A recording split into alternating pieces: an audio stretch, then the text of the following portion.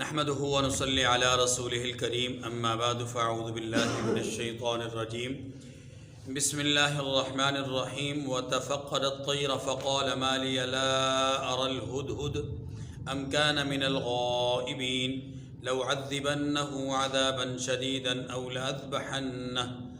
لأذبحنه أو ليأتيني بسلطان مبين فمكث غير بعيد فقال أحطت بما لم تحط به وجئتك من سبأ بنبأ يقين إني وجدت امرأة تملكهم وأوتيت من كل شيء ولها عرش عظيم صدق اللہ العظیم۔ سورۃ النمل کی آیت نمبر 21 سے آیت نمبر 44 تک انشاءاللہ العزیز بات ہوگی اور یہ تقریباً 25 آیات کریمہ بنتی ہیں۔ ان میں اللہ تبارک و تعالی نے حضرت سلیمان علیہ السلام کی زندگی سے متعلق چند ایک واقعات کو بیان فرمایا ہے۔ تفصیل اس کی یہ ہے کہ حضرت سلیمان علیہ السلام سفر جہاد پر نکلے تو آپ کا معمول تھا کہ آپ اپنے ساتھ ضرورت کے مطابق انسانی افواج میں سے کچھ فوجیوں کو ساتھ رکھتے تھے، جنات میں سے کچھ جنات کو، پرندوں میں سے کچھ لوگوں کو، کچھ چیزوں کو، کچھ پرندوں کو، اسی طریقے سے دوسری جو مخلوقات جو آپ کے راستے میں کام آتی تھیں ان میں سے کچھ چیزوں کو آپ اپنے ساتھ ہمیشہ سفر میں رکھتے تھے۔ اس سفر میں بھی آپ کے ساتھ مختلف لوگ تھے اور آپ چلتے چلتے ایک جگہ پر پڑاؤ ڈالتے ہیں، یعنی رکتے ہیں، اور وہاں پر مفسرین کے مطابق پانی نہیں تھا، تو آپ نے پانی کی تلاش کے لیے حاضری لی ہدہد کی۔ ہدہد کو تلاش کیا گیا تو ہدہد دستیاب نہیں تھا۔ حضرت سلیمان علیہ السلام نے تشویش کا اظہار کیا کہ بغیر اجازت کے ہدہد غائب ہو گیا، یا مجھے نظر نہیں آ رہا، واقعی وہ غیر حاضر ہے یا مجھے نظر نہیں آ رہا۔ بتایا گیا کہ حضور وہ تو غیر حاضر ہے، معلوم نہیں۔ اچھا، اگر وہ واپس آ کر کے کوئی معقول عذر پیش کرے گا تو ٹھیک، ورنہ سخت ترین سزا دی جائے گی یا اس کو بالکل ہی ذبح کر دیا جائے گا۔ اب یہ بات چل رہی تھی، تھوڑی ہی دیر کے بعد ہدہد صاحب آ گئے۔ یہاں آپ ایک لمحے کے لیے واقعے کو روکیے گا۔ ہدہد کو خصوصی طور پر کیوں ٹارگٹ کیا گیا، کیوں اس کی طرح حاضری لی گئی؟ جواب، حضرت عبداللہ ابن عباس رضی اللہ تعالی عنہ کی تفسیری روایت کے مطابق ہدہد وہ پرندہ ہے جو زمین کی بہت گہرائی تک پانی کو تلاش کر لیتا ہے۔ اس کے اندر یہ کوالٹی ہے، صلاحیت اللہ نے دی ہے کہ وہ اوپر ہی رہ کر کے زمین کی گہرائی میں موجود پانی کا اندازہ کر لیتا ہے کہ اس مقام پر پانی کتنا نیچے ہے اور اس مقام پر پانی کتنا گہرا ہے۔ اس وجہ سے سلیمان علیہ السلام اس کو ساتھ رکھتے تھے اور اس کی حاضری لی گئی کہ پانی دستیاب نہیں ہے، ہمیں اس کے ذریعے سے کچھ اندازہ ہو جائے کہ پانی کون سی جگہ میں زیادہ قریب ہے تاکہ اس جگہ کو کھودا جائے اور پانی نکالا جائے۔ صاحب دستیاب نہیں تھے، باقی بات آپ کے سامنے آ چکی۔ کچھ لمحے کے بعد ہدہد آ گئے۔ جب ہدہد آ گیا تو حضرت سلیمان علیہ السلام نے اس سے پوچھا، غیر حاضری کی وجہ ہم جاننا چاہتے ہیں، کیوں غیر حاضر رہے؟ عرض کی حضور، اڑتے دور ایک علاقے میں چلا گیا، ایک قوم کو دیکھا، عجیب و غریب قسم کی قوم کہ جو اللہ کی عبادت چھوڑ کر کے سورج کی پوجا کر رہی ہے، اور دوسری بات، اس قوم کی سربراہ یا اس قوم کا جو بادشاہ ہے وہ ایک عورت ہے، مرد نہیں۔ یہ دو باتیں میرے لیے بڑی حیرت انگیز تھی، اور یہ ایسی باتیں، ایسی خبر ہے جو آپ کے علم میں بھی نہیں ہے، جس خبر کا آپ کو بھی اندازہ نہیں۔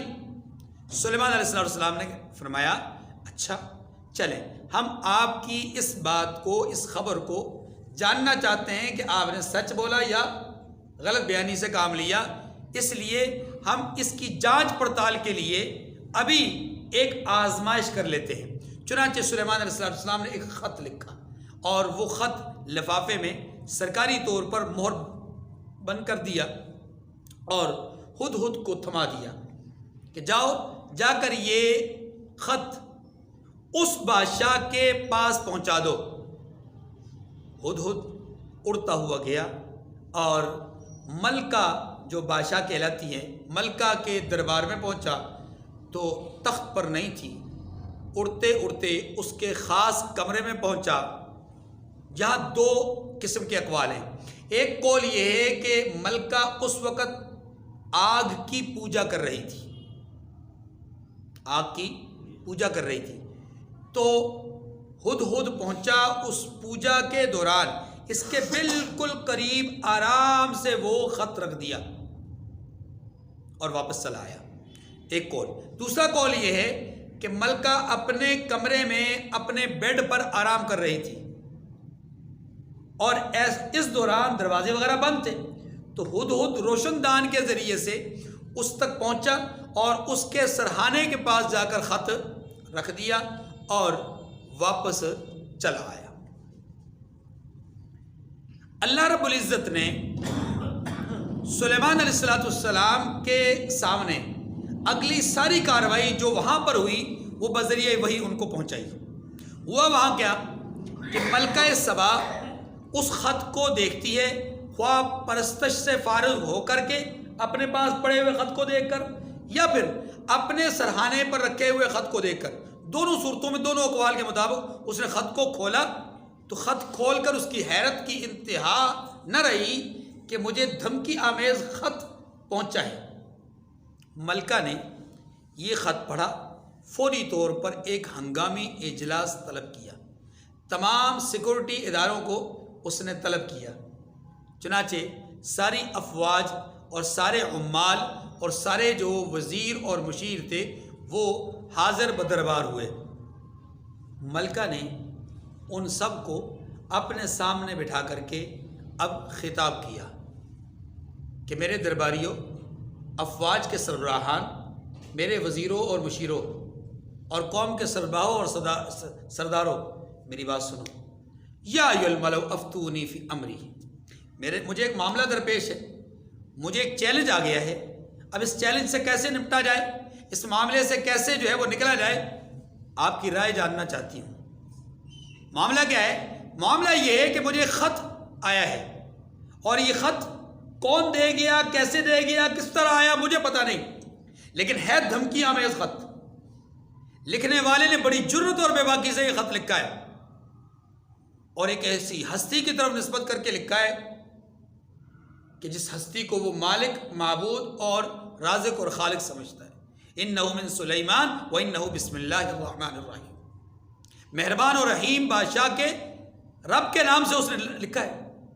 گویا وہ شخص جس نے خط لکھا وہ خود کو رب نہیں سمجھتا، رب وہ کسی اور کو سمجھتا ہے، کسی اور الہ کا وہ پرستار ہے۔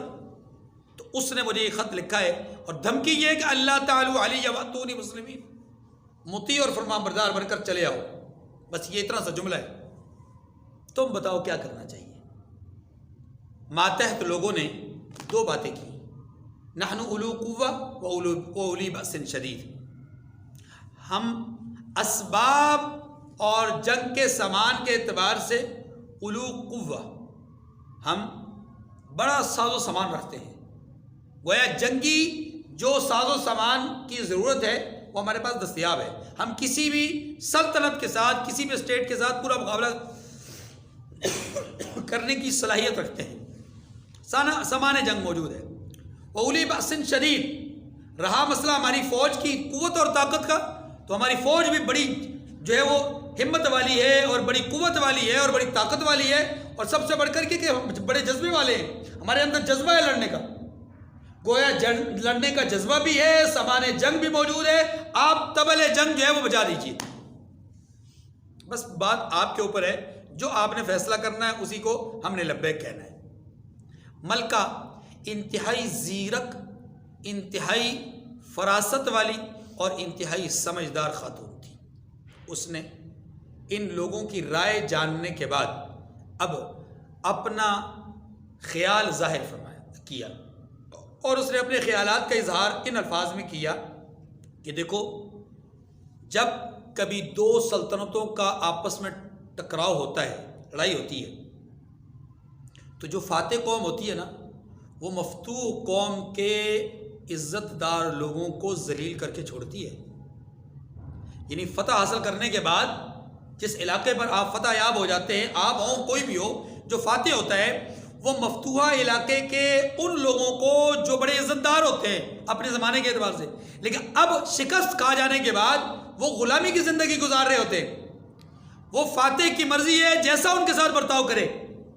میں نہیں چاہتی کہ آنن فانن ہم جنگ کریں اور بغیر اپنے دشمن کے قوت کا، اس کے ساز و سامان کا، اس کے ارادے کا، اس کے جذبے کا اندازہ کیے بغیر اس کے ساتھ مڈ بھیڑ کے لیے، لڑائی کے لیے ہم پہل کر لیں اور نتیجتاً ہمیں ذلت اور رسوائی اٹھانا پڑے اور ہمارے عزت دار لوگ کل کو ذلیل بنے، میں نہیں چاہتی۔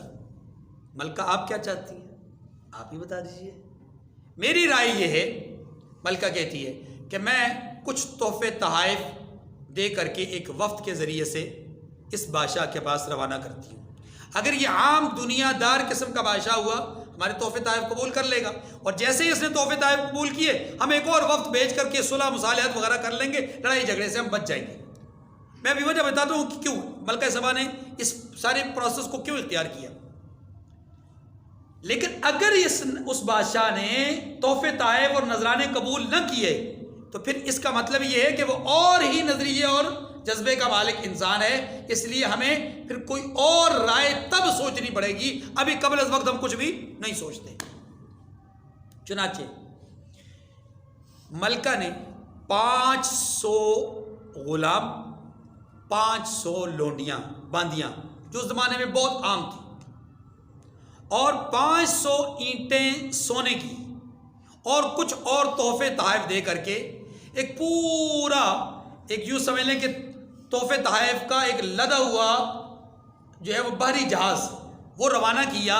سمندر کے ذریعے سے یہ بحری جہاز آیا، اور بحری جہاز آ کر کے اس نے پڑاؤ ڈالا ملک شام کے پاس، اور جناب سلیمان علیہ السلام کی خدمت میں پیش ہونا چاہا۔ ادھر مالک لم یزل نے سارا منظر حضرت سلیمان علیہ السلام کے سامنے رکھ دیا، آپ کے پاس یوں یہ تحفے اور یہ معاملات آ رہے ہیں۔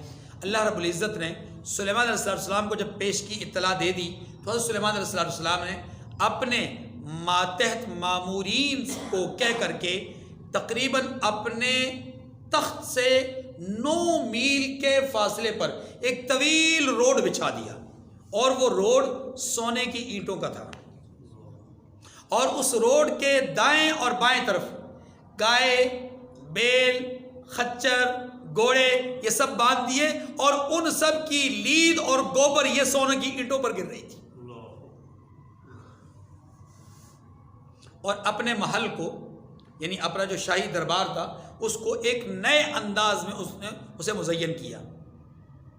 اب جب یہ لوگ آئے اور تحفے تحائف لے کر کے، اور دل میں بڑے بڑے وسوسے اور خیالات کہ بادشاہ ہمارے تحفے قبول کرے گا، شکریہ ادا کرے گا، یہ کرے گا، وہ کرے گا، ہاں جی، یہ بڑے بڑے وسوسے ان کے دل میں آ رہے تھے۔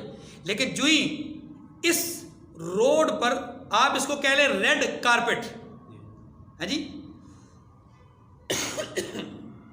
تو اس کو ریڈ کارپٹ کے بجائے آپ اس کو گولڈ کارپٹ کہہ لیں، ہاں جی، گولڈ قسم کا کارپٹ جو ہے وہ جب اس کے قریب پہنچے، ان کی آنکھیں خیرہ رہ گئی،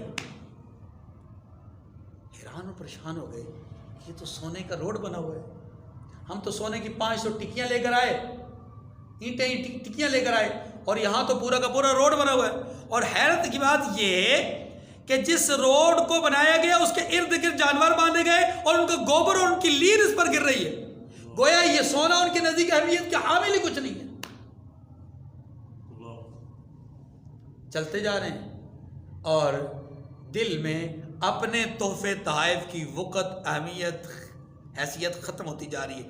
پھینکتے گئے وہ جو سونا تھا نا جو لے کر آئے تھے اس کو ادھر ہی کنارے کنارے پہ پھینکتے گئے کہ اس کی تو اہمیت ہی کوئی نہیں ہے.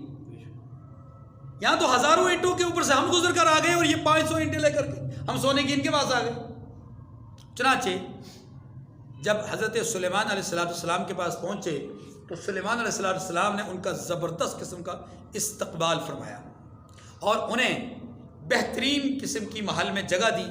کھانے پینے کے بہترین قسم کے ان کے لیے انتظام فرمائے اور ساتھ ساتھ انہیں بیٹھنے کے لیے جو کرسیاں اور جو انہیں صوفے وغیرہ دیے گئے ان صوفوں کی حیثیت اور درجہ وہ ایسا تھا کہ وہ سونے سے ہیرے جواہرات سے مزین تھی اور اس طرح کی چیز تو ملکہ بلقیس کے تخت میں لگی ہوئی تھی. سلیمان علیہ السلام نے یہ سارا کچھ ان کے لیے بھی کر دیا. اب ان کی حیرت کی انتہا نہ رہی کہ ہم تو ایک معمولی سے وفد ہیں, ہم تو معمولی سے سفیر ہیں, ہمارے لیے ہمارے پروٹوکول کے لیے اتنے زبردست تحفے, اتنا بہترین قسم کا منظم انتظام اور استقبال ہمارا, کتنا بڑا آدمی ہے, ہم کیا لے کر آئے ہیں اس کے لیے, ہماری طاقت اس کے سامنے کچھ نہیں ہے. بس مروب ہو گئے, ان کے اخلاق کریمانہ سے متاثر بھی ہو گئے. ویسے ظاہری طور پر دنیاوی اعتبار سے مرغوب ہو گئے اور ان کے اخلاق کریمانہ, ظاہر پیغمبر کا اخلاق تو اخلاق نہیں ہوتا, اس سے وہ کیا ہو گئے, متاثر بھی ہو گئے. فارغ ہوئے.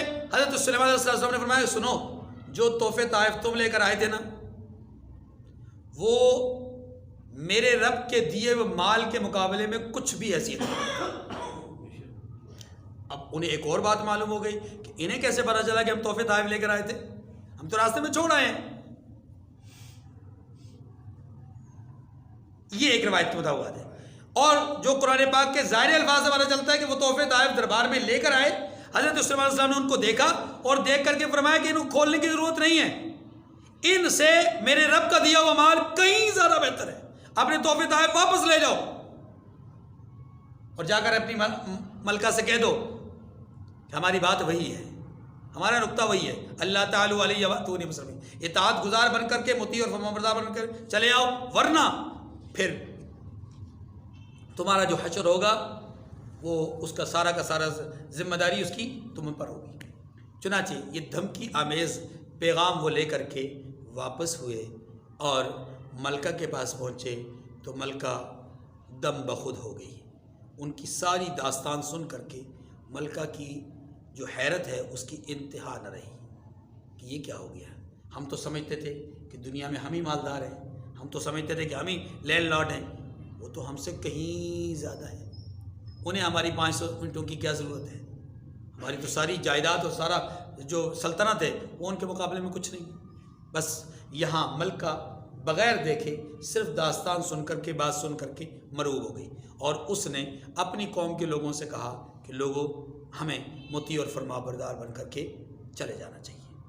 یہیں پر بات روک کر کے آیات کریمہ دیکھتے ہیں. جی دیکھیں, وَتَفَقَّدَ الطَّيْرَ فَقَالَ مَا لِيَ لَا أَرَى الْهُدْهُدْ أَمْ كَانَ مِنَ الْغَائِبِينَ. انہوں نے جانوروں کا جائزہ لیا تو کہنے لگے کیا سبب ہے, یعنی پرندوں کا جائزہ لیا تو کہنے لگے کہ کیا سبب ہے کہ ہدہد نظر نہیں آتا, کیا کہیں غائب ہو گیا ہے. لَوْعَذِّبَنَّهُ عَذَابًا شَدِيدًا أَوْ لَأَذْبَحَنَّهُ أَوْ لَيَأْتِيَنِّي بِسُلْطَانٍ مُبِينٍ. میں اسے سخت سزا دوں گا یا اسے ذبح کر ڈالوں گا یا میرے سامنے اپنی جو غیر حاضری ہے اس کی دلیل صریح پیش کرے, یعنی یا تو یہ کہ کوئی واضح عذر معقول عذر پیش کرے ورنہ یا اسے سخت سزا دوں گا یا ذبح کر دوں گا. یہ جو ہدہد ہے یہ اللہ تبارک و تعالیٰ کی طرف سے اس کے پاس جو صلاحیت ہے وہ کسی اور پرندے کے پاس بھی نہیں ہے بلکہ کسی اور انسان کے پاس بھی نہیں ہے, یہ جو پانی تلاش کرنے والی. لیکن حضرت عبداللہ ابن عباس رضی اللہ عنہ سے کسی نے کہا کہ حضرت یہ کیا بات ہے کہ پانی کو تو وہ زمین کی گہرائی میں بھی دیکھ لیتا ہے لیکن جال جو اس پر پھینکا جاتا ہے اس کو نہیں دیکھ سکتا, یا جال جو اس کی طرف آ رہا ہوتا ہے اس کو نہیں دیکھ سکتا. فرمایا کہ جب کسی کی موت کا وقت قریب آ جاتا ہے نا تو پھر دنیا کا کوئی ہیلا, کوئی بہانہ, کوئی عذر کام نہیں آتا. بس جب اس کی موت کا وقت قریب آتا ہے تو جال اس کو اپنے اندر سمو لیتا ہے. ورنہ یاد رکھیے کہ یہ جو ہدہد ہے نسبتاً اس کی جو نظر ہے وہ بڑی عمیق اور بڑی گہری ہے. فمكث غير بعيد فقال حدت بما لم تحط به وجئتك من سبأ بنبأ يقين. ابھی تھوڑی دیر ہوئی تھی کہ ہدہد آ پہنچا. کہنے لگا کہ مجھے ایک ایسی چیز معلوم ہوئی ہے جس کی آپ کو بھی خبر نہیں، اور میں آپ کے پاس سبا نامی قوم سے ایک سچی خبر لے کر آیا ہوں. یہاں چند باتیں ہیں، توجہ کیجیے. ہدہد نے آ کر کے کہا کہ میں ایک ایسی بات لے کر آیا ہوں جو آپ کو بھی معلوم ہے.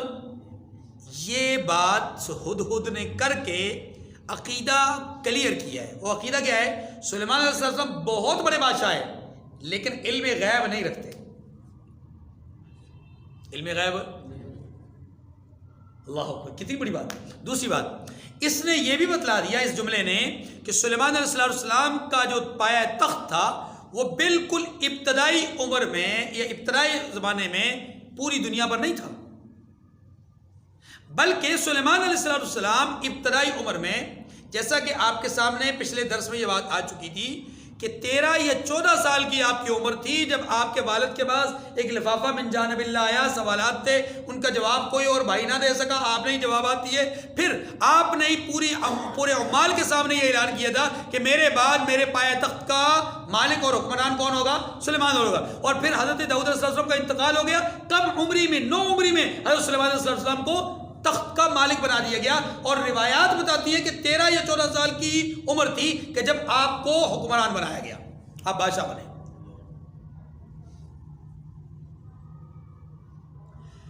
تو سلیمان علیہ السلام پہلے فلسطین اور شام کے علاقے کے بادشاہ تھے. پھر آپ نے ایک زبردست قسم کا جہادی سفر کیا ملک مصر کی طرف، اور ملک مصر کو آپ نے فتح فرمایا.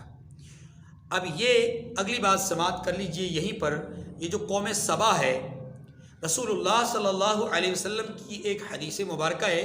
کسی نے آپ سے پوچھا کہ یا رسول اللہ صلی اللہ علیہ وسلم، یہ سبا عورت کا نام ہے یا مرد کا نام ہے؟ یہ کون ہے؟ کسی قوم کا نام ہے یا کسی علاقے کا نام ہے؟ آپ صلی اللہ علیہ وسلم نے فرمایا، سبا نام کا ایک آدمی تھا، اس کے 10 بیٹے تھے. 6 بیٹے اس کے یمن کے علاقے میں آباد ہوئے اور 4 بیٹے اس کے اہل شام میں آ کر کے آباد ہو گئے. گویا اس سبا نامی بندے کی اولاد جو ہے وہ آگے یہاں پر اس علاقے میں پھیلی، اور اس پوری قوم کو اب سبا کہا جاتا ہے سین کے ساتھ. اور قرآن پاک کی ایک پوری سورہ مبارکہ ہے جو اس قوم کے نام سے معنون ہے. سورۃ السبا 22ویں پارے کے اندر ہے. وہیں پر اس کے ڈیم بنائے جانے کا ذکر آئے گا، وہیں پر اس کی ہلاکت اور اس قوم کے تباہی اور بربادی کا ذکر آئے گا. میں صرف اشارات یہ بات کر دیتا ہوں کہ قوم سبا اپنے زمانے کی انتہائی عروج پذیر جو ہے یا عروج پانے والی جو ہے وہ قوم تھی. تقریباً 1000 سال تک اس قوم کا طوطی بولتا رہا ہے. اللہ نے انتہائی زیادہ دنیاوی اعتبار سے انہیں مال و متاع کا مالک بنایا تھا. وہ ملکہ سبا والی بات میں نے عرض کی تھی کہ میں ابھی بتاتا ہوں کہ ملکہ سبا نے یہ ڈیسیجن کیوں لیا کہ میں پہلے کچھ تحفے دے، کیونکہ وہ جانتی تھی کہ جن حالات میں ہم زندگی گزار رہے ہیں اگر ہم جنگ کریں گے تو یہ حالات باقی نہیں رہیں گے. ڈیم تھے، پانی وافر مقدار میں تھا، سبزہ تھا، پھل تھے، ہیرے جواہرات، موتی، سونا، چاندی، ہر قسم کی غذائیں ان کے پاس نہ ختم ہونے والا ایک سلسلہ تھا. 1000 سال تک عروج پایا. 13 انبیاء علیہ السلام اس قوم کی طرف مبعوث ہوئے. حضرت عیسیٰ علیہ السلام سے تقریباً 600 سال پہلے کی بات ہے کہ اس قوم کا عروج شروع ہو، پھر مسلسل عروج ہی ملتا رہا.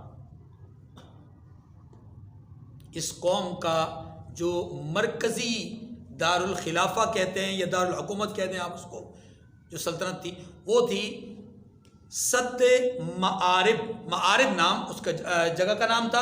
اور اسی جگہ پر اس قوم کا یا اس مملکت کا جو ہے وہ پایا تخت تھا، حکومت وہیں پر ہوتی تھی. ملکہ بلقیس اس کے باپ دادا بادشاہ رہے، اور یہ عورت اپنے باپ کی اکلوتی اولاد تھی. اس کا کوئی بھائی نہیں تھا. یعنی جو اس کا والد ہے شراحیل اس کا نام ہے، اس شخص کی کوئی اور اولاد نہیں تھی، یہی ایک لڑکی تھی. اس بارے میں متضاد قسم کے اقوال ہیں کہ اس کی ماں انسان تھی یا جنیہ تھی، لیکن زیادہ قرین قیاس بات یہی ہے کہ انسان ہی تھی اور اس سے اور کوئی اولاد نہیں تھی سوائے بلقیس کے۔ اس کا اصل نام بلقیس تھا، اور جب اس کے باپ کا انتقال ہو گیا تو اس نے بڑی ہمت کے ساتھ، بڑی قوت اور طاقت کے ساتھ اپنے باپ کی بادشاہت پر جو ہے وہ قبضہ کر لیا، کنٹرول کر لیا، اور کسی مرد کو، کسی دوسرے آدمی کو یہاں پر کنٹرول نہیں کرنے دیا، اور یہ بادشاہ بن گئی۔ ایک قول۔ دوسرا قول یہ کہ نہیں، اس کے باپ نے اس کی شادی کروا دی تھی، جس شخص کے ساتھ اس کی شادی ہوئی تھی وہ شخص اس کو اپنی زندگی میں اس کے والد نے اپنا نائب مقرر کر دیا تھا، یعنی اپنے داماد کو اپنا نائب مقرر کر لیا تھا اور اسے بادشاہ کا ٹائٹل دے دیا تھا۔ لیکن جب بادشاہ مر گیا، یعنی اس کا باپ مر گیا، تو اس عورت نے اپنے خامد کو قتل کر کے اس کا جو ٹائٹل ہے وہ حاصل کیا اور بادشاہ بن گئی۔ بہرحال جو بھی صورت ہو، لیکن یہ علاقہ بڑا ہی زرخیز علاقہ تھا، اور بڑا ہی یہاں پر اللہ تبارک و تعالیٰ نے ان کو نعمتوں سے مالا مال کیا تھا۔ رسول اللہ صلی اللہ علیہ وسلم کی بعثت مبارکہ کے تقریباً 100 سال پہلے اس قوم کو اللہ تبارک و تعالیٰ نے ان کے ڈیم کو تباہ کر کے سیلاب کی نظر کر دیا، اور یہ تباہ و برباد ہو گئے۔ 1000 سال تک انہوں نے عروج پایا ہے۔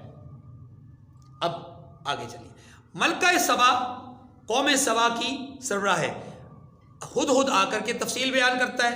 ہدہد 2 باتیں بتاتا ہے، ایک ان کے حالات کو بیان کرتا ہے، اور ان کے حالات کیا ہیں؟ شرک پر مبنی حالات ہیں، اور پھر افسوس کا اظہار بھی کرتا ہے۔ دربار سلیمانی میں کیا کرتا ہے؟ افسوس کا اظہار بھی کرتا ہے کہ اے سلیمان، ان لوگوں کو کیا ہو گیا کہ یہ اللہ کی عبادت کو چھوڑ کر کے سورج اور آگ کی پوجا کرتے ہیں۔ کتنے ناہنجار اور کتنے کیا کہتے ہیں اس کو، بیوقوف قسم کے لوگ ہیں۔ چنانچہ ہدہد کی بات کو سنیے، انی وجدت امرأۃ تملکہم وأوتیت من کل شیء ولها عرش عظیم۔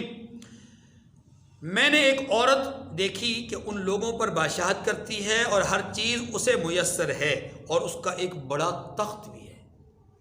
ہر چیز ان کو میسر ہے۔ مختصر جواب، بھائی ہر چیز کیسے میسر ہے؟ کیا اس زمانے کی بہت ساری چیزیں، چلیں وہ چھوڑ دیں، یہ جو دائیں طرف لگا ہوا ہیٹر ہے، یہ کیا اس بادشاہ کے پاس تھا؟ نہیں تھا۔ پنکھے تھے؟ نہیں تھے، نہیں۔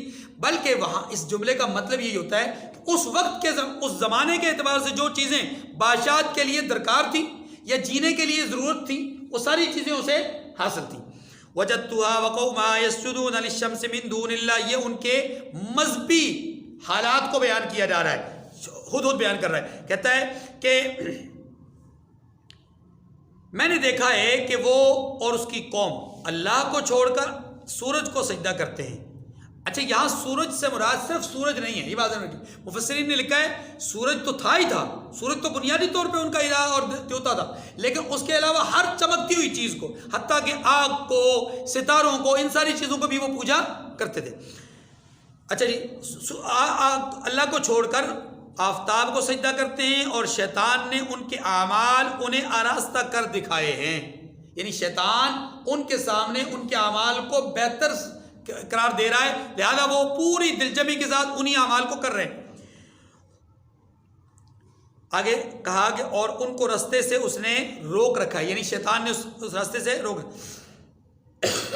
بس وہ رستے پر نہیں آئے، یعنی وہ اب ہدایت پر موجود نہیں ہے۔ یہاں تک تو ان کی مذہبی حالات کو بیان کیا۔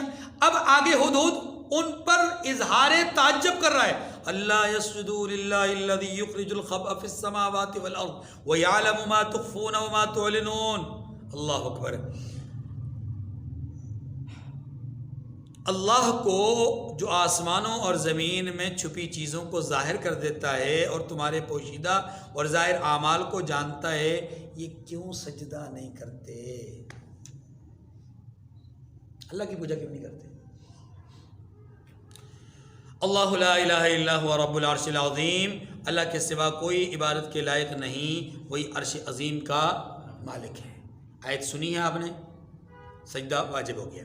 قال سننظر اصدقت ام كنت من الكاذبین۔ اب سلیمان علیہ السلام نے اس کے جب حالات سن لیے اس کی زبان سے، تو کہا کہ اچھا ہم دیکھتے ہیں کہ آپ نے سچ کہا ہے یا جھوٹ بولا ہے. اذهب بکتابی ھذا فالقہ الیہم ثم تول عنہم فانظر ماذا یرجعون. یہ میرا خط لے جا اور اسے ان کی طرف ڈال دے، پھر ان کے پاس سے پھر آ، یعنی ان کے ہاتھ سے واپس لوٹ آؤ اور دیکھ لو کہ وہ کیا جواب دیتے ہیں. یہ جو بات ہے کہ دیکھ لو کہ وہ کیا جواب دیتے ہیں، اس سے پتہ چلتا ہے کہ ہدہد وہیں پر روشن دان میں یا اس جگہ پہ موجود تھا ان کے ہی قریب، اور ان کے سارے حالات دیکھ کر اس نے واپس جواب دیا.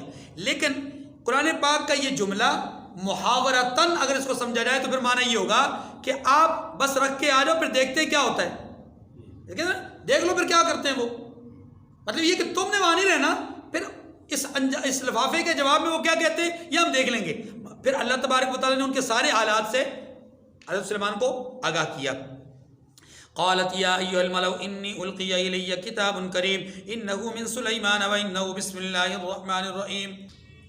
یہ وہ خط ہے جو ہدہد کے ذریعے سے اللہ ذوالجلال کے پیغمبر سلیمان علیہ السلام نے ملکہ بلقیس تک پہنچایا.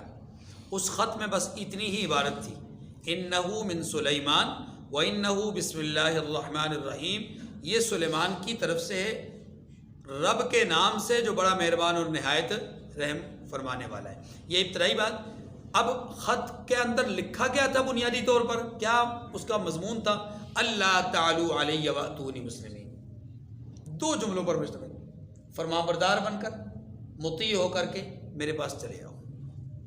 سرکشی نہیں کرنی، اطاعت کرنی ہے. سرکشی یہ دھمکی بھی تھی، واز بھی تھا، اور یوں سمجھ لیجئے کہ ترغیب بھی تھی کہ اطاعت کرو گے تو کامیاب ہو جاؤ گے، اگر سرکشی کرو گے تو مار کھاؤ گے.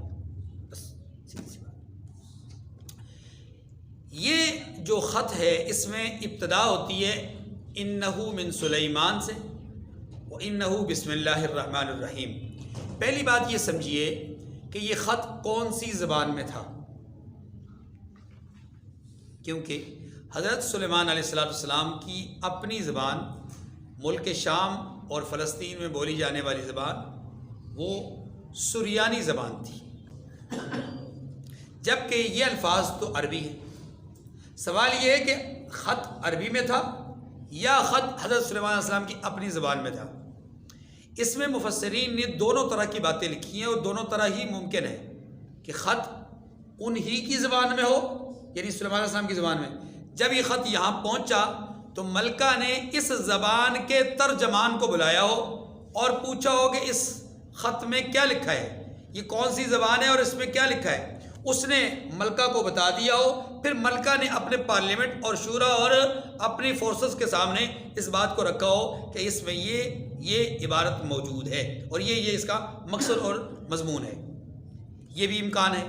اور یہ بھی امکان ہے کہ حضرت سلیمان علیہ السلام کو چونکہ اللہ تعالیٰ نے پرندوں کی، جانوروں کی، ہر طرح کی بولیاں ان کو سکھائی تھی. علمنا منطق الطیر. جس نبی کو پرندوں کی بولیاں سمجھ میں آتی ہوں، کیا وہ نبی اپنی زبان کے سوا عربی زبان کو نہ جانتا ہوگا؟ اس لیے ممکن ہے، بہت ممکن ہے کہ حضرت سلیمان علیہ السلام بھی جو خط لکھ رہے ہیں وہ عربی زبان میں لکھ رہے ہوں، کیونکہ یمن کی زبان عربی تھی. ایک بات ہو گئی. دوسری بات، اس خط کی ابتدا ہوتی ہے انہ من سلیمان سے اور آگے ہے وانہ بسم اللہ الرحمن الرحیم. سوال یہ ہے کہ اس میں اللہ کا نام ہے، اللہ کی صفاتی دو نام ہیں، تو کیا اللہ کا نام یا بسم اللہ الرحمن الرحیم یہ کسی کافر کے پاس لکھ کر بھیجنا جائز ہے؟ جواب اس کا یہ ہے کہ جی بالکل درست ہے، جائز ہے، ایسا کر سکتے ہیں. لیکن جہاں پر احتمال اور امکان موجود ہو کہ وہ لوگ اللہ کے نام کی بے حرمتی کریں گے، جہاں پر احتمال موجود ہو کہ اللہ کے ذکر کی توہین ہوگی، تو وہاں پر پھر نہ لکھ کے بھیجا جائے. موجودہ زمانے میں فقہا نے اس مسئلے کو اس طرح مستنبط کیا ہے کہ اس زمانے میں چونکہ اندیشہ اور احتمال توہین کا زیادہ ہے اور ہر باطل سے یہ امکانی صورت موجود ہے کہ وہ کہیں نہ کہیں کسی نہ کسی درجے میں اللہ کے اسم ذات، اللہ کے اسم صفات کی توہین کرے، اس لیے بہتر یہی ہے کہ اس دور میں بسم اللہ الرحمن الرحیم خطوط کے ابتدا میں نہ لکھ کے بھیجی جائے. اس خط کے آخر میں مضمون کیا؟ اللہ تعالی علیہ واتونی مسلمین. تیسری بات کہ اللہ رب العزت کے پیغمبر انہیں یہ بات بتا رہے اللہ تعالی علیہ سرکش ہو کر نہیں، واتونی مسلمین مطیع اور فرمان بردار ہو کر چلے آؤ. کیا مطلب ہے چلے آنے کا؟ مطلب یہ ہے کہ آپ ہمارے زیر نگرانی ہو جاؤ، ہمارے زیر اطاعت بن جاؤ. لیکن یہ ہماری اطاعت جو تم نے قبول کرنی ہے کہ کسی جنگ و جدال کے بغیر کرو تو زیادہ بہتر ہے، کسی لڑائی جھگڑے کے بغیر کرو تو تمہارے حق میں زیادہ بہتر ہے. اگر مطیع اور فرمان بردار بن کے کرو گے تو بہتر ہوگا، اور اگر سرکشی کرو گے معنی یہ کہ لڑنے کے لیے تیار ہوگے تو پھر نقصان تمہیں ہوگا. یہ ایک دھمکی تھی. اسی دھمکی کو سمجھتے ہوئے جانتے ہوئے وہ زیرک بادشاہ، وہ ملکہ، وہ بڑی ہی سمجھدار خاتون تھی، اس نے فوری طور پر اس جملے کا جو یوں سمجھ لیں پس منظر ہے نا اس کا ادراک کر لیا، یا اس کے پیچھے جو ایک بہت بڑی طاقت اور قوت کا یوں سمجھ لیں کہ جذبہ تھا اس کا ادراک اس نے کر لیا کہ یہ جملہ کوئی عام بادشاہ نہیں لکھ سکتا، کوئی عام ہستی نہیں لکھ سکتی، لازماً یہ کوئی بہت بڑی طاقت ہے. تو میں نے عرض کیا تھا پچھلے مطلب حصے میں کہ ملکہ سبا جس علاقے پر بادشاہ تھی، یہ علاقہ پوری دنیا کی تجارت کا مرکز تھا. یہ جو ہندوستان سے اس وقت تجارتی قافلے جاتے تھے وہ بھی یمن سے ہو کر، یمن ایک تجارتی منڈی تھی. مکہ اور مدینہ اور حجاز کے جتنے لوگ تھے وہ بھی یمن سے ہو کر کے تجارت کرتے تھے، یعنی اسی منڈی سے ان کا آنا جانا تھا. افریقن ممالک کے لوگ وہ بھی اسی منڈی سے ہو کر کے اپنی تجارت کرتے تھے. گویا یہ وہ تجارتی مرکز تھا کہ جہاں پر پوری دنیا کے اطراف و اکناف سے لوگوں کی آمد و رفت رہتی تھی. اس لیے اس علاقے میں بہت زیادہ ترقیاں تھی، اور اس ملک اور اس خطے کو اللہ تعالیٰ نے زمینی پیداوار کے اعتبار سے بہت سرسبز و شاداب بنایا تھا.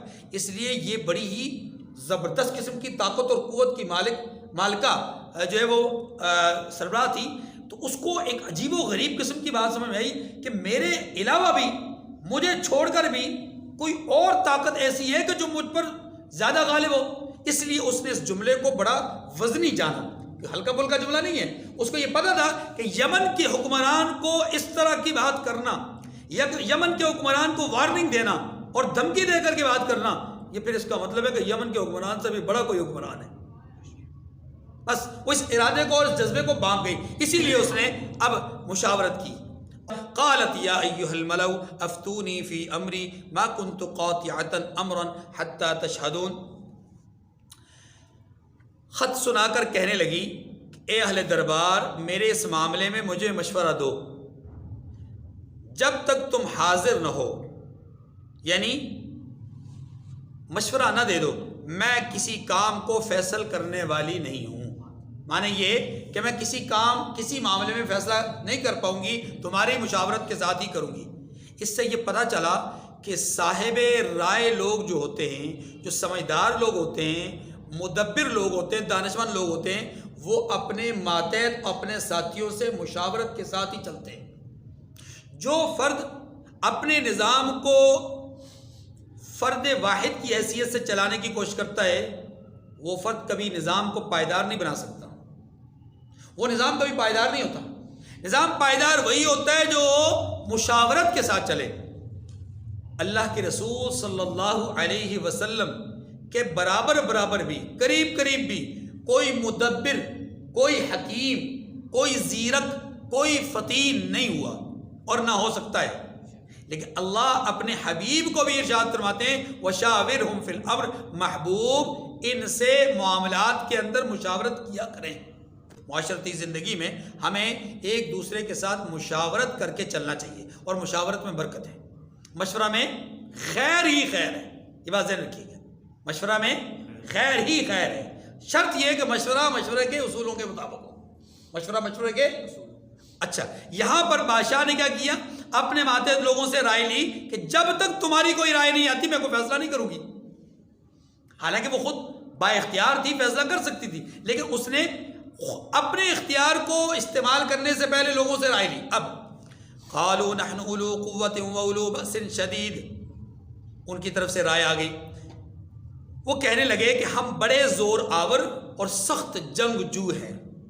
زور آور سے مراد یہ کہ ہمارے پاس مالی قوت، اسلحہ کی قوت، سامان جنگ بھرپور موجود ہے. وَأُولُو بَأْسٍ، اور جنگجو بھی ہیں، جنگ کا تجربہ بھی رکھتے ہیں. ہماری فوج کے اندر لڑنے بھیڑنے کی پوری صلاحیت ہے. اور یاد رکھیے جہاں دو چیزیں موجود ہوں، سامان جنگ بھی ہو، لڑنے کا جذبہ بھی موجود ہو، تو پھر وہ قوم اور وہ جو قوت ہوتی ہے وہ آسانی سے شکست نہیں دی جا سکتی. اور اگر ان دو چیزوں کے ساتھ ساتھ ایمان شامل ہو جائے، اللہ اکبر، تو پھر تو دنیا کی کوئی طاقت انہیں زیر کر ہی نہیں سکتی. ایمان کی قوت ایسی قوت ہے کہ اگر یہ قوت ساتھ شامل ہو جائے تو اسلحہ کم بھی ہو، افرادی قوت کم بھی ہو، مالی حیثیت تھوڑی بھی ہو، اور جانی قوت اور زور تھوڑا بھی ہو، تب بھی اللہ رب العزت ایمان کی بدولت ان تھوڑوں کو زیادوں پر غالب کر دیتے ہیں. کم من فئۃ قلیلۃ غلبت فئۃ کثیرۃ باذن اللہ. اللہ نے قرآن میں فیصلہ کیا. کیسے لشکر جالوت اور لشکر طالوت کا مقابلہ ہوتا ہے، اور کیسے طالوت کا لشکر فاتح اور غالب ہوتا ہے، اللہ تبارک و تعالیٰ نے ساری بات بیان کی. غزوہ بدر ہمارے سامنے، احزاب کے لشکر کا مقابلہ کرنا اصحاب رسول کا، وہ ہمارے سامنے. یہاں پر انہوں نے دو باتیں کہیں. ایک انہوں نے بتایا کہ ہم زور آور ہیں، دوسرا یہ کہ ہم سخت جنگجو ہیں. وَالْأَمْرُ إِلَيْكِ فَانْظُرِي مَاذَا تَأْمُرِ. یہ تو اپنی رائے دے دی نا، اپنی پوزیشن انہوں نے بیان کر دی. دیکھیے یہاں جو سربراہان افواج ہیں انہوں نے اپنی حیثیت بیان کی ہے جو ان کی پیشے کے اعتبار سے صلاحیت ہے. انہوں نے اپنے پیشے کے اعتبار سے صلاحیت بیان کر دی کہ ہمارا پیشہ ہے لڑنا، ہمارا پیشہ ہے دشمن کا مقابلہ، ہم اس کی پوری طرح اس کے لیے تیار ہیں. باقی فیصلہ آپ نے کرنا ہے. اگر طبل جنگ آپ نے بجانا ہے تو ہم تیار بیٹھے، ہمارے لیے مسئلہ نہیں ہے. آپ حکم کیجئے، آپ کے اختیار میں ہے، جو آپ حکم دیں گے اس پر نظر کر لیجئے گا. کیا معنی یہ ہے کہ جو آپ فیصلہ کریں گے اس فیصلے کو کرنے سے پہلے ذرا سوچ بچار کر کے اچھی طرح رائے قائم کر کے، یعنی اچھی طرح ذہن بنا کر کے فیصلہ کیجیے گا. لیکن جو پھر آپ فیصلہ کریں گے ہم اس کے لیے 100% تیار ہیں. آگے دیکھیے، قال ان الملوک اذا دخلوا قرية افسدوها وجعلوا اعزة اهلها اذلة وكذلك يفعلون. اس پہ بعد میں تفصیل سے پہلے عرض کر چکا ہوں. اس نے کہا کہ بادشاہ جب کسی شہر میں داخل ہوتے ہیں تو اس کو تباہ کر دیتے ہیں. داخل ہونے سے مراد فاتح ہونے کی حیثیت سے، اور وہاں عزت والوں کو ذلیل کر دیا کرتے ہیں. وَكَذَلِكَ يَفْعَلُونَ، اور اسی طرح یہ بھی کریں گے. وَإِنِّي مُرْسِلَةٌ إِلَيْهِمْ بِهَدِيَّةٍ فَنَاظِرَةٌ بِمَا يَرْجِعُ الْمُرْسَلُونَ. اور میں ان کی طرف کچھ تحفہ بھیجتی ہوں اور دیکھتی ہوں کہ قاصد کیا جواب لاتے ہیں. 300 حضرت قتادہ رحمہ اللہ فرماتے ہیں 300 لوگوں کو بطور قاصد بھیجا اس نے. فلما جاء سلیمان قال تمدوننی بمال. اللہ اکبر. سلیمان علیہ السلام کے بعد جب وہ لشکر پہنچا یا وفد وہ قاصد پہنچا تو یا قاصدین کی جماعت پہنچی تو سلیمان علیہ السلام نے کہا تم مجھے مال سے مدد دینا چاہتے ہو، یعنی میری مدد کرنے آئے ہو، مجھے مال دینے آئے ہو، تحفے دینے آئے ہو. فما آتانی اللہ خیر مما آتاکم. جو کچھ اللہ نے مجھے دیا ہے نا وہ اس سے بہتر ہے جو تمہیں دیا ہے. مجھے کیا دیا ہے؟ تو جو مجھے نسبت نبوت دی ہے، نبوی خاندان سے مجھے پیدا کیا ہے، مجھے بذات خود نبی بنایا ہے.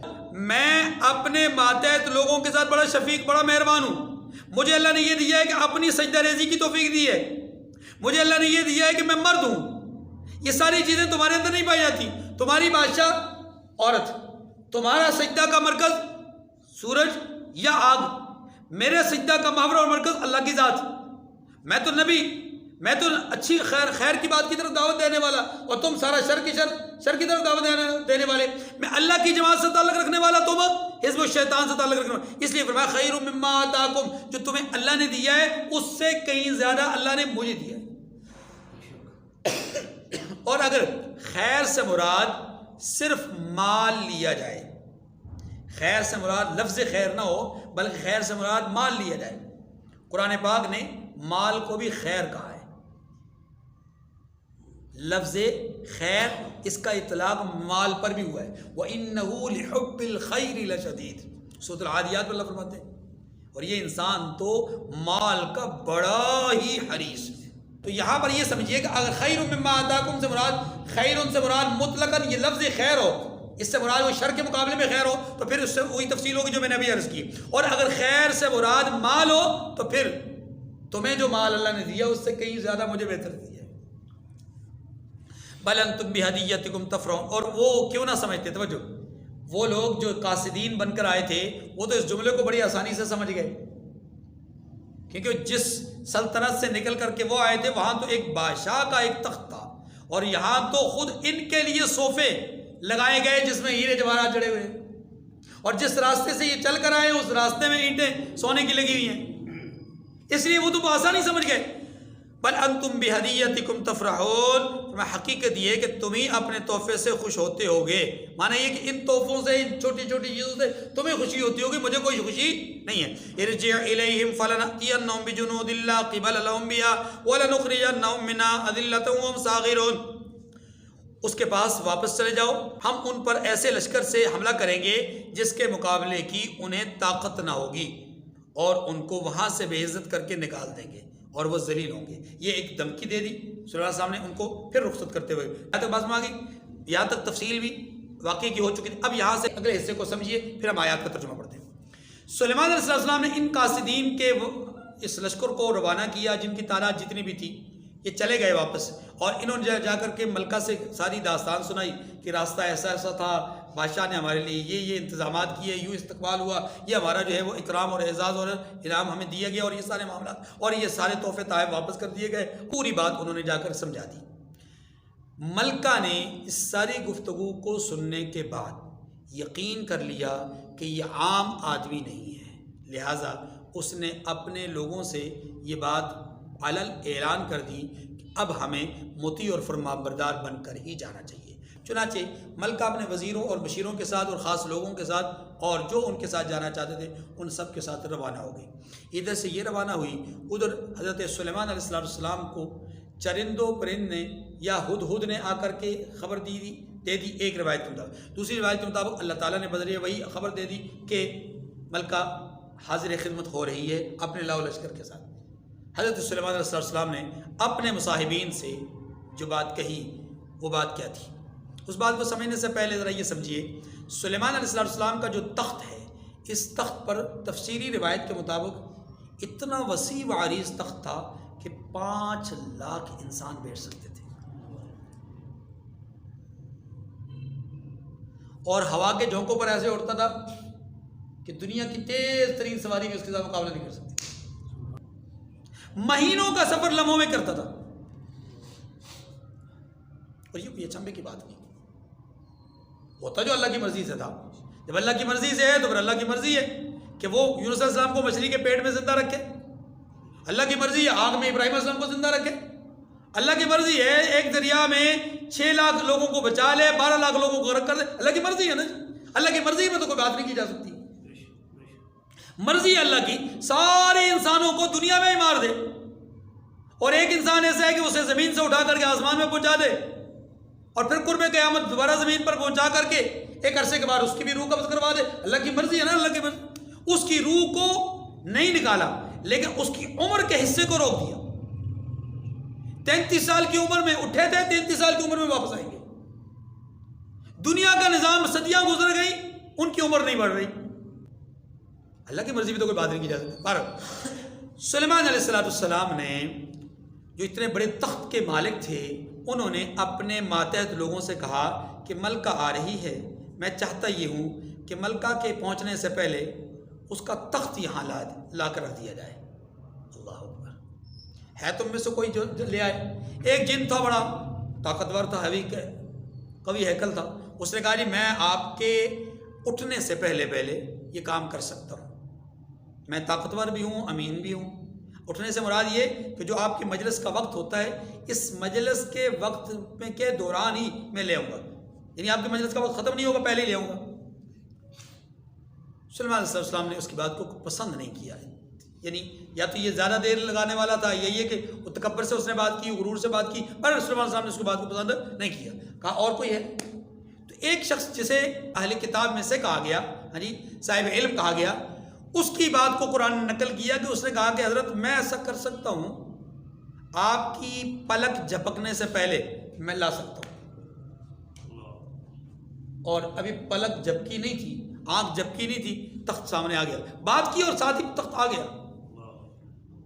اب جب تخت آیا تو سلیمان علیہ السلام نے اس تخت کو دیکھ کر کے اللہ کا وہی شکر ادا کیا جو ہمیشہ سلیمان داؤد علیہ السلام اس طرح کے سارے واقعات میں وہ کرتے رہے۔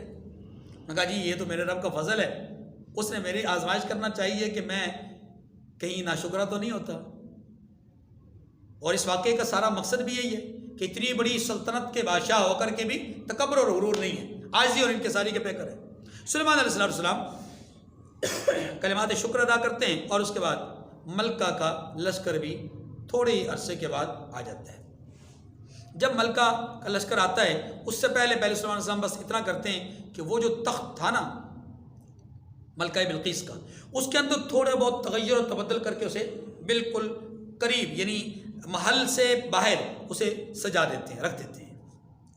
اور ملکہ کے آنے سے پہلے دوسرا بڑا کام یہ کرتے ہیں کہ آپ اپنے محل کے علاوہ ایک مخصوص محل تیار کرتے ہیں، اس کے راستہ جو اکلوتا راستہ ہوتا ہے اس راستے پر شیشہ بچھا کر کے نیچے پانی چلا دیتے ہیں۔ سلیمان علیہ السلام نے یہ سب کچھ تیار کیا، ملکہ آ گئی۔ جب ملکہ قریب آئی تو سلیمان علیہ السلام کے وساطت سے یا خود سلیمان علیہ السلام نے پوچھا یا ان کے کسی نمائندے نے پوچھا کہ محترمہ یہ بتائیے کہ یہ تخت جو ہے وہ تمہارے تخت کی طرح ہی ہے یا تمہارا تخت ہی ہے یہ تمہارا؟ اس نے جواب دیا کہ نہیں، ہو بہو ویسا ہی لگتا ہے، ویسا ہی لگتا ہے، یعنی وہ ہے تو نہیں لیکن ویسا ہی لگتا ہے، یہ بھی ممکن ہے۔ اور یہ بھی ہے کہ یہ وہی ہے لیکن اس کے اندر تغیر و تبدل ہو گیا ہے، دونوں باتوں کا امکان موجود تھا۔ چونکہ سلیمان علیہ السلام نے اس میں تھوڑی سی تبدیلی کی تھی تو اس نے کہا ہو بہو وہی لگتا ہے۔ اب سلیمان علیہ السلام کے ساتھ وہ جو ملکہ تھی اسے اس محل میں جانے کے لیے کہا گیا کہ آپ آئیے اس محل کے اندر۔ اب وہ محل کی طرف جب جانے لگی تو اس راستے پہ جو شیشے کا بچھایا ہوا تھا اس راستے پہ پہنچتے ہی ملکہ نے اپنی جو تہبند ہے اسے پنڈلیوں تک اٹھا دیا کہ کہیں پانی کی وجہ سے گیلی نہ ہو جائے۔ آپ اسے آسان لفظوں میں یوں کہہ سکتے ہیں، ملکہ کی دو آزمائشیں کی گئیں، ملکہ کے دو امتحان لیے گئے۔ ایک امتحان اس کے تخت کی وجہ سے تخت کے لیے لیا گیا، اس میں وہ کامیاب ہو گئی۔ اس نے گویا یہ جملہ ایسا ہی کہہ دیا کہ جس جملے کے ذریعے سے پتہ چلتا ہے کہ اس کو اپنے تخت پہ یقین تھا کہ تخت تو وہی ہے لیکن تبدیلی ہو گئی، ہو وہ وہی لگتا ہے۔ اور جو دوسرا امتحان تھا کہ پانی کے اوپر سے گزارنے والا کہ آیا یہ پنڈلی کو ننگا کرتی ہے یا نہیں کرتی ہے، اپنے التبان کو اٹھاتی ہے کہ نہیں، تو اس نے اٹھا دیا۔ اٹھانا نہیں چاہیے تھا اس کو شیشے کا سمجھنا چاہیے تھا، لیکن وہ اٹھا گئی، اس کا مطلب ہے کہ دوسرے امتحان میں وہ ظاہر ناکام۔ اور یہیں پر اس نے اپنی عاجزی اور انکساری کا اظہار کر دیا جب اسے بتایا گیا کہ انہ صرح ممرد من قواریر، یہ تو شیشہ ہے، پانی نہیں ہے، آپ پنڈلی نیچے کر دیجئے۔ اب وہ تھوڑی سی ظاہر ہے ایک جسے کہتے ہیں خفت سی اس کو ہوئی، سبکی سی ہوئی اس کو کہ ہو میں اتنی بڑی بادشاہ ہو کر مجھے پتہ ہی نہ چلا کہ، اور یہ اتنی بڑی طاقت، اتنی بڑی قوت کہ راستے ایسے بنا لیے کہ نیچے پانی چل رہا ہے، ہم نے تو کبھی سوچا بھی نہیں۔ اب وہیں پر اس نے کہا انی ظلمت نفسی، میں نے اپنی جان پر بڑا ظلم کیا ہے، یعنی میں نادان تھی، ناسمجھ تھی، میں نے اتنی بڑی طاقت کو جانا نہیں، سمجھا نہیں، یا وغیرہ وغیرہ ذالک، یہ اس سے پہلے شرک کر کے ظلم کیا، یہ ساری تفصیلیں اس کے اندر آ جاتی ہیں۔ اسلمت مع سلیمان للہ رب العالمین، میں سلیمان علیہ السلام پر ایمان لے آئی ہوں۔ یہاں تک ہے۔ اب دیکھیے قال یا ایھا الملأ ایکم یأتینی بعرشہا قبل ان یأتونی مسلمین، سلیمان علیہ السلام نے کہا کہ اے دربار والو، تم میں سے ایسا کوئی ہے کہ قبل اس کے کہ وہ لوگ فرمانبردار ہو کر ہمارے پاس آئیں ملکہ کا تخت میرے پاس لے آئے؟ ایسا کوئی ہے؟ قال عفریت من الجن، جنات میں سے ایک قوی ہیکل جن نے کہا انا آتیک بہ قبل ان تقوم من مقامک، آپ اپنی جگہ سے اٹھیں اس سے پہلے میں اس کو آپ کے پاس لا حاضر کرتا ہوں۔ وإنی علیہ لقوی امین، اور میں اس کے اٹھانے کی طاقت بھی رکھتا ہوں، یعنی اس تخت کو لانے کی طاقت بھی رکھتا ہوں اور امانت دار بھی ہوں، یعنی اس تخت میں کوئی کسی قسم کا تغیر بھی نہیں کروں گا۔ یعنی ملکہ کے جو محلات تھے وہ 7 محل تھے، ان 7 محلوں کے درمیان کا جو محل تھا اس میں ملکہ کی رہائش تھی اور اسی میں یہ تخت رکھا ہوا تھا۔ اس تخت تک جو اپروچ تھی وہ سوائے ملکہ کی اور کسی کی نہیں تھی، بہت ہی قیمتی قسم کا۔ اسی لیے اب سنیے، ملکہ کی زیر استعمال چیزوں میں سے صرف تخت کو ہی لانے کی بات کیوں کی گئی؟ اس کی یہی وجہ ہے کہ اس تخت کو مقفل کر کے رکھا ہوتا تھا، تالا بند ہوتا تھا وہ، اور اس تالا بند تخت کو اگر ملکہ کی غیر موجودگی میں یہاں پر لایا گیا ہے تو ملکہ کے لیے سوچنے والی بات ہے نا کہ یہ کوئی معمولی طاقت نہیں، بہت بڑی طاقت ہے۔ جہاں میرے فوجی بھی نہیں جا سکتے، میرے عمال بھی نہیں جا سکتے، میرے وزیر و مشیر بھی نہیں جا سکتے، وہاں سے میرا تخت آ گیا ہے، تو اس کا مطلب ہے کہ معمولی طاقت نہیں ہے، اس لیے تخت کا جو ہے وہ انتخاب کیا گیا آگے۔ اسی لیے اس جن نے بھی کہا کہ میں اس میں کوئی خیانت نہیں کروں گا۔ قال الذی عنده علم من الکتاب، ایک شخص جسے کتاب کا علم دیا گیا تھا کہنے لگا انا آتیک بہ قبل ان یرتد الیک طرفک، کہ میں آپ کی آنکھ جھپکنے سے پہلے پہلے اسے آپ کے پاس حاضر کیے دیتا ہوں۔ یہ کون ہے؟ یہ شخص کون ہے؟ اس کے بارے میں مختلف قسم کی آراء ہے۔ پہلی رائے یہ ہے کہ حضرت جبرائیل علیہ السلام، لیکن یہ رائے بہت کمزور ہے، یعنی ناقابل التفات ہے، کیونکہ یہاں پر ایک آدمی کی بات کی گئی ہے، انسان کی بات کی گئی ہے۔ جبرائیل علیہ السلام انسانوں میں سے نہیں ہے، اور جو مشیر تھے ان سے بات ہو رہی ہے، جبرائیل علیہ السلام ان کے مشیرین سے نہیں ہے۔ اچھا، دوسری رائے یہ ہے کہ خود حضرت سلیمان علیہ السلام ہے، کہ ان کے پاس زبور کا علم تھا، صاحب علم نبی تھے، صاحب کتاب نبی تھے، یا یوں سمجھیں کتاب کا علم ان کے پاس تھا، اور اسی کتاب کی ترغیب اور شریعت کو آگے چلا رہے تھے۔ لیکن یہ بھی قول بہت کمزور ہے، اس لیے کہ یہاں رائے لے رہے ہیں حضرت سلیمان علیہ السلام، اور رائے دی جا رہی ہے، تو خود ہی آدمی رائے لے، خود ہی رائے دے، تو کوئی بات سمجھ میں نہیں آتی۔ اب تیسرا جو مضبوط ترین قول ہے وہ یہ ہے، جس پر تقریباً جمہور کی جو وہ رائے یہی ہے، کہ ایک شخص تھا، اس کا نام تھا آصف بن برخیہ، یہ حضرت سلیمان علیہ السلام کے امتیوں میں سے تھا اور آپ کے صحابیوں میں سے تھا، اور یہ صاحب علم آدمی تھا، زبور کا علم اس کے پاس تھا، اور حضرت سلیمان علیہ السلام کے بہت قریبی تھا، بلکہ بعضوں نے تو لکھا ہے کہ آپ کا چچا زاد تھا، حضرت سلیمان علیہ السلام کا چچا زاد بھائی بھی تھا۔ بہرحال رشتہ کوئی بھی ہو، لیکن صحابی کا رشتہ مقدم ہے اور مومن کا رشتہ مقدم ہے، تو یہ مومن صحابی ہے، اور اسی کی بات کی گئی ہے کہ صاحب علم تھا، عاجز تھا، بہت نیک تھا، بہت پارسا تھا۔ اللہ تبارک و تعالیٰ نے اس کی زبان سے جملہ نکلوایا اور ساتھ ہی تخت کو وہاں پر پہنچوا دیا۔ اب سوال یہ ہے، وہ کون سا علم ہے جس کے ذریعے سے اتنی بڑی چیز اچانک آنن فانن آ گئی؟ جواب قدرت الہی، بس۔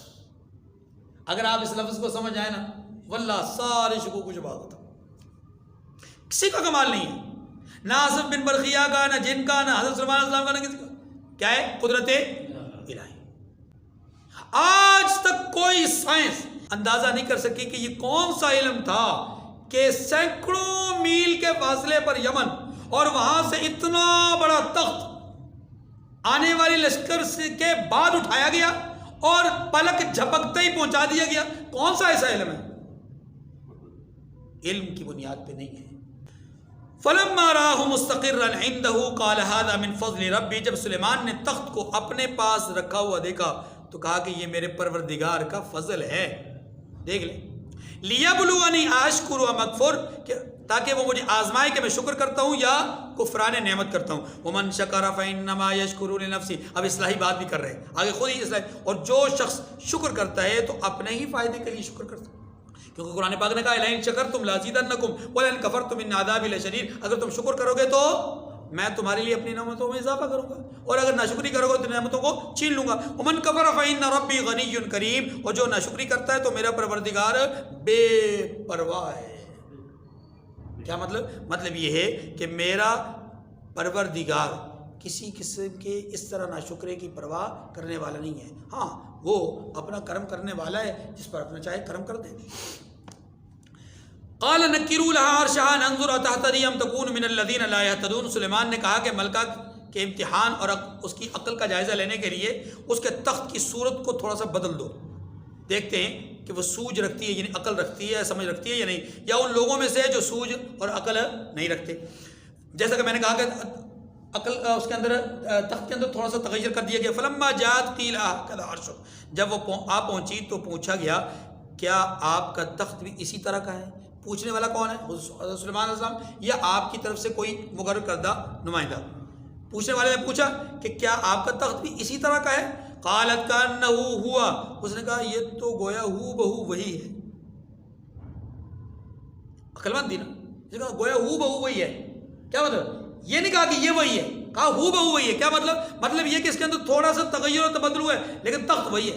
اللہ اکبر۔ وَأُوتِينَا الْعِلْمَ مِنْ قَبْلِهَا وَكُنَّا مُسْلِمِينَ، یہ بڑا جملہ ہے، بڑا جملہ ہے۔ ہم کو اس سے پہلے ہی عظمت شان کا، حضرت سلیمان کی عظمت شان کا علم ہو گیا تھا اور ہم فرمانبردار ہو کر آئے۔ یہ تخت نہ بھی آتا تو ہمیں ان کی عظمت شان کا علم۔ اللہ اکبر۔ ملکہ نے اس تخت کو اپنی نگاہوں سے دیکھ کر کے اپنے اس قاصدین کی ساری جو داستان تھی نا اس کو ذہن میں حاضر کر دیا اور کہا ہمیں تو پہلے ہی علم ہو چکا تھا سلیمان علیہ السلام کے بارے میں۔